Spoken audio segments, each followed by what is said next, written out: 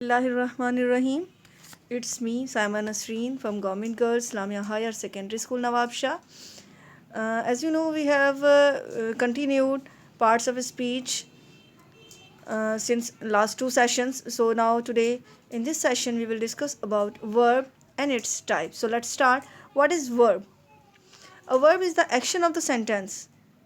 It shows what somebody is doing. Verb यानी फ़ैल जुमले में काम का होना दिखाता है कि कोई शख्स क्या काम कर रहा है। आप पिक्टोरियल रिप्रेजेंटेशन में देखें, हमने यहाँ पर तीन पिक्स लगाई हैं, तीन इमेजेस हैं डिफरेंट। एक में दिखा रहे हैं कि कोई शख्स पेंट कर रहा है। अब ये जो पेंट करना है ये क्या है? काम है, वर्ब है, यानी फ़ैल है। अब देखें बच्चे खेल रहे हैं। अब खेलना क्या है? फ़ैल है। कोई किताब पढ़ रहा है। अब पढ़ना क्या है? फ़ैल है, काम है। इस तरीके से वर्ब हमें किसी भी जुमले में काम का होना या फिर करना दिखाता है। ठीक है, पेंट करना, प्लेइंग और रीडिंग, ये सारी चीज़ें क्या है? वर्ब हैं। इम्पॉर्टेंस क्या है? देखिए, हर काम की कोई ना कोई इम्पॉर्टेंस होती है जिसकी वजह से हम उसे पढ़ते हैं, उससे हम सीख रहे होते हैं, तो वर्ब की भी कुछ इम्पॉर्टेंस होगी। वर्ब की इंपॉर्टेंस क्या है? The verb plays a soul of backbone of the sentence. किसी भी जुमले में रीढ़ की हड्डी की सी हैसियत रखता है ये जो फ़ैल है, ये वर्ब है।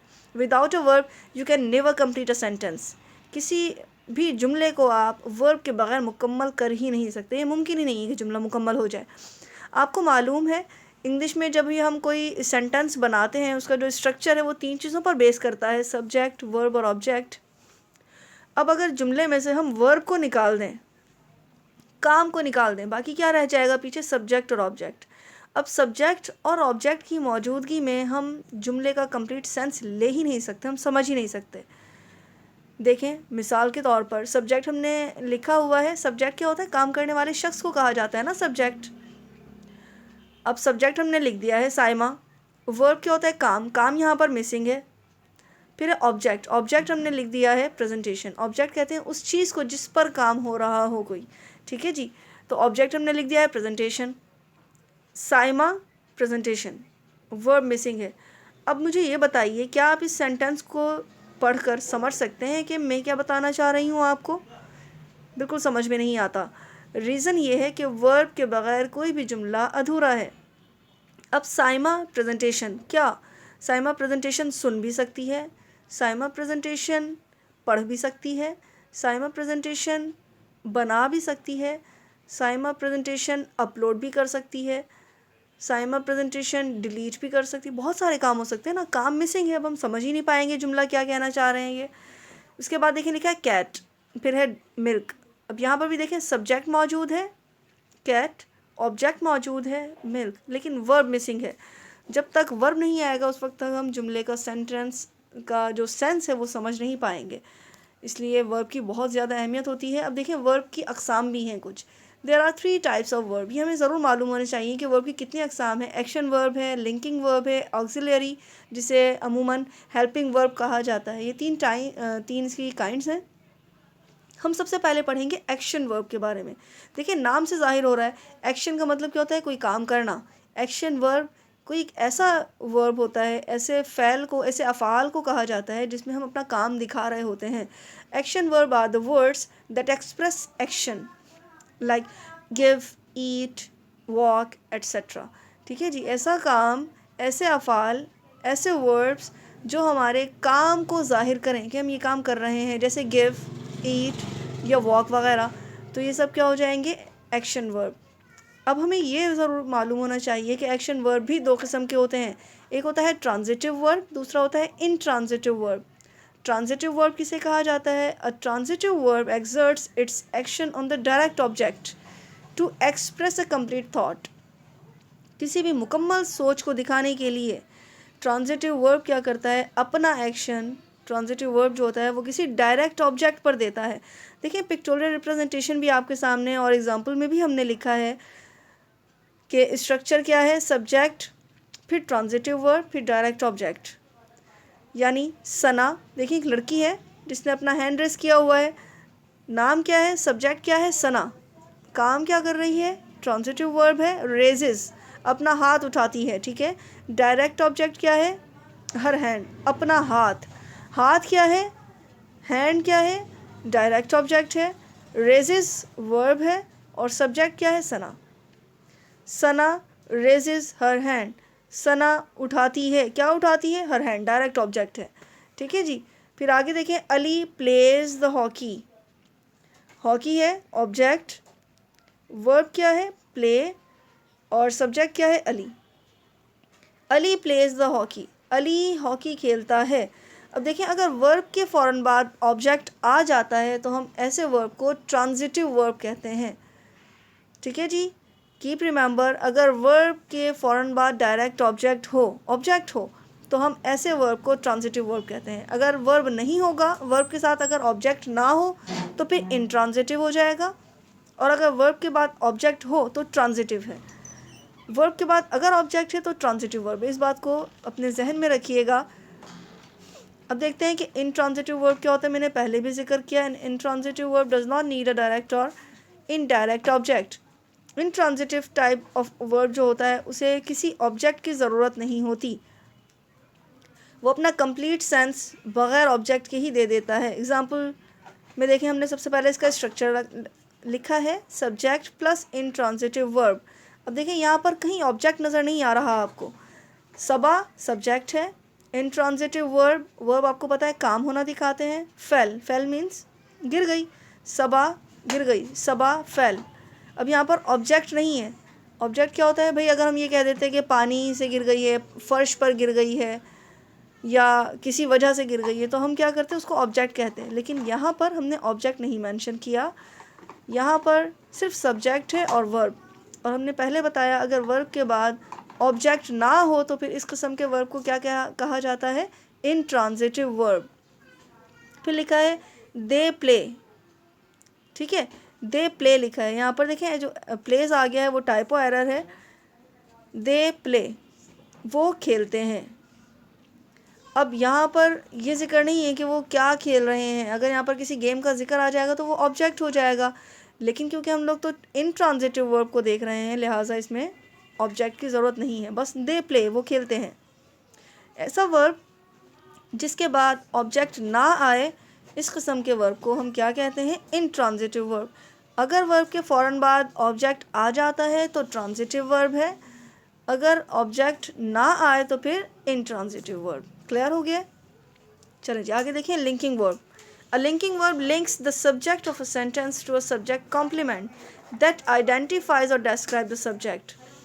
लिंकिंग वर्ब कौन सा वर्ब होता है, ऐसा वर्ब जो सब्जेक्ट ऑफ सेंटेंस को लिंक करे सब्जेक्ट कॉम्प्लीमेंट से, जो हमें ये बताए कि सब्जेक्ट क्या करता है, सब्जेक्ट की पहचान करवा दे। इस किस्म के वर्ब को हम लिंकिंग वर्ब कहते हैं। और लिंकिंग वर्ब जो होता है ये एग्जिस्टेंस को भी जाहिर करता है, किसी चीज़ के होने को दिखाता है। एग्जाम्पल देखिए, Imran Khan became a prime minister of Pakistan. अब सब्जेक्ट क्या है, इमरान खान, लिंकिंग वर्ब क्या है, बिकेम। बिकेम मीन्स बन गए हैं, ठीक है, होना या बनना ये दिखाता है ना, बिकेम। अब सब्जेक्ट कॉम्प्लीमेंट क्या है, अब prime minister of Pakistan. Prime minister of Pakistan कौन है, सब्जेक्ट है। इन दोनों के दरमियान लिंक बना रहा है linking verb. Imran Khan subject है, काम करने वाला शख्स है, कोई नाउन है, इसको सब्जेक्ट कॉम्प्लीमेंट के साथ लिंक जो वर्ड कर रहा है वो है लिंकिंग वर्ब, जो हमें एग्जिस्टेंस दिखाता है। ठीक है। फिर नंबर 2 है we were in school. We क्या है, सब्जेक्ट, लिंकिंग वर्ब क्या है, वर मीन्स थे, हम थे इन स्कूल, स्कूल में थे। ठीक है जी। अब क्या है, यहाँ पर एग्जिस्टेंस बता रहा है, मौजूदगी बता रहा है कि हम स्कूल में मौजूद थे। तो लिंकिंग वर्ब क्या करता है, एग्जिस्टेंस दिखाता है, और ये लिंक करता है सब्जेक्ट को सब्जेक्ट कॉम्प्लीमेंट के साथ। फिर है ऑक्सिलियरी, जिसे हमने पहले बताया था कि हेल्पिंग वर्ब भी कहा जाता है। Helping verb are use before action verb to convey additional information regarding time और पॉसिबिलिटी।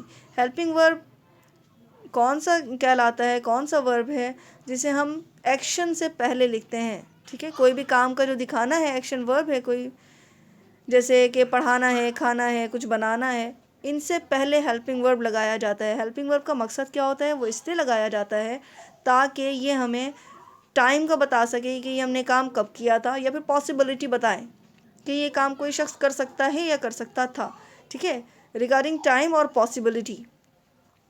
अब देखें ज़रा स्ट्रक्चर सेंटेंस का। सब्जेक्ट आएगा, सब्जेक्ट के फ़ौरन बाद हेल्पिंग वर्ब होगा, हेल्पिंग वर्ब के बाद एक्शन वर्ब। देखिए हमने पहले भी पढ़ा है, एक्शन वर्ब से पहले ही आता है ये हेल्पिंग वर्ब, फिर आखिर में ऑब्जेक्ट।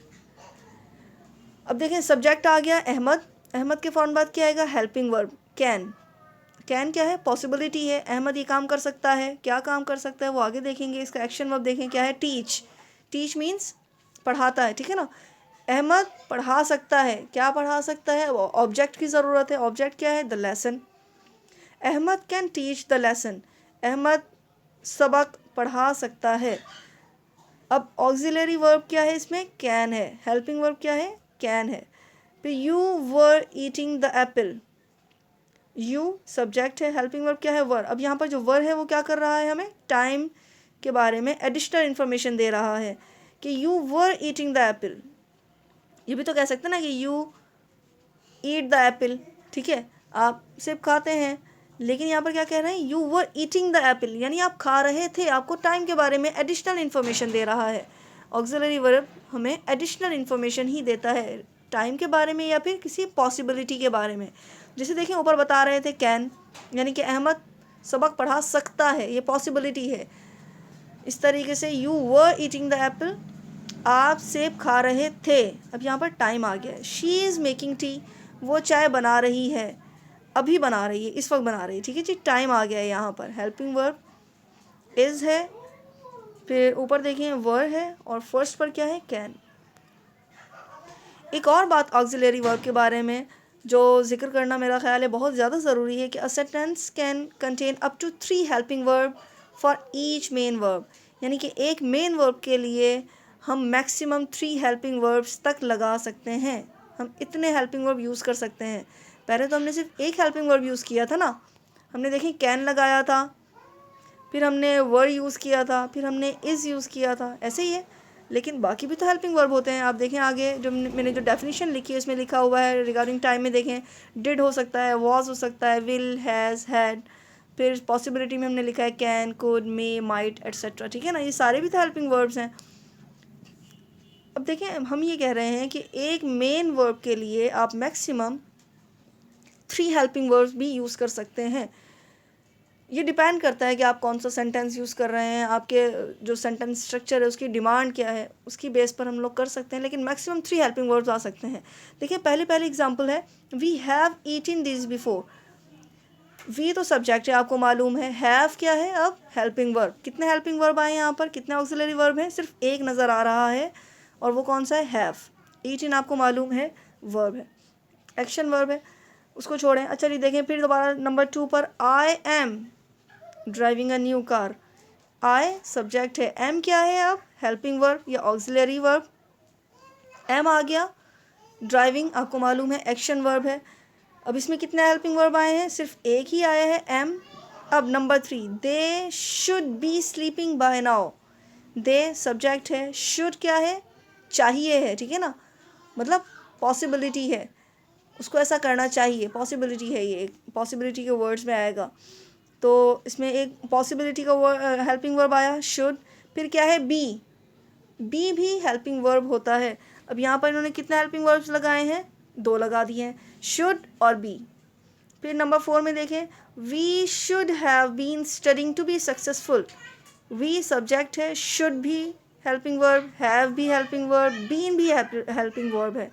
यानी कि हमने क्या किया? आप एक्शन वर्ब से पहले 3 हेल्पिंग वर्ब्स यूज़ किए हैं। जैसे कि आपको मैंने पहले ये रूल बताया कि एक सेंटेंस में मैक्सिमम 3 हेल्पिंग वर्ब्स तक हम यूज़ कर सकते हैं। सो हमने यहाँ पर 3 हेल्पिंग वर्ब लगाए हैं ताकि आपको एग्जाम्पलीफाई कर सकें।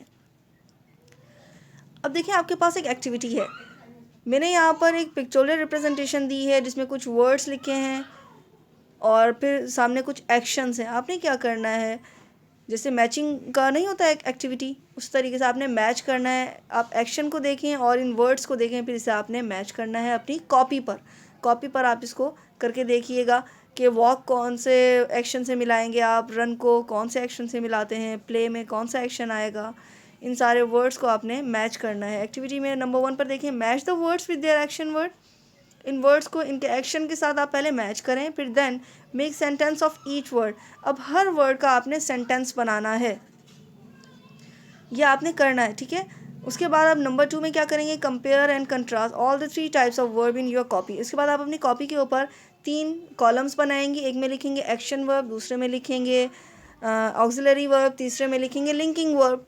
फिर आपने क्या करना है, हर एक की डेफिनेशन लिखें तीनों कॉलम्स में, जिस तरीके से हम लोग फ़र्क में करते हैं ना, बिल्कुल इसी तरीके से नंबर 1 डालकर पहले तीनों की डेफिनेशन लिखें, फिर नंबर 2 डालकर तीनों की जो सेंटेंस स्ट्रक्चर है वो लिख दें, फिर नंबर 3 डालकर जो इसमें जो वर्ड्स आते हैं, वर्ब है या एक्शन वर्ब, इसके जो एग्जांपल्स हैं आप वो डाल दीजिए। इसको मज़ीद एक्सप्लोर करें और आपने कंपेयर कंट्रास्ट करना है और फिर मुझसे ये चेक भी करवाना है। आप मुझे व्हाट्सएप भी कर सकते हैं, जब स्कूल अभी स्टार्ट हो जाएंगे तो फिर स्कूल में आकर मैं आप लोगों का ये होमवर्क जो आपका असाइनमेंट है ये मैं ज़रूर चेक करूँगी, ठीक है जी।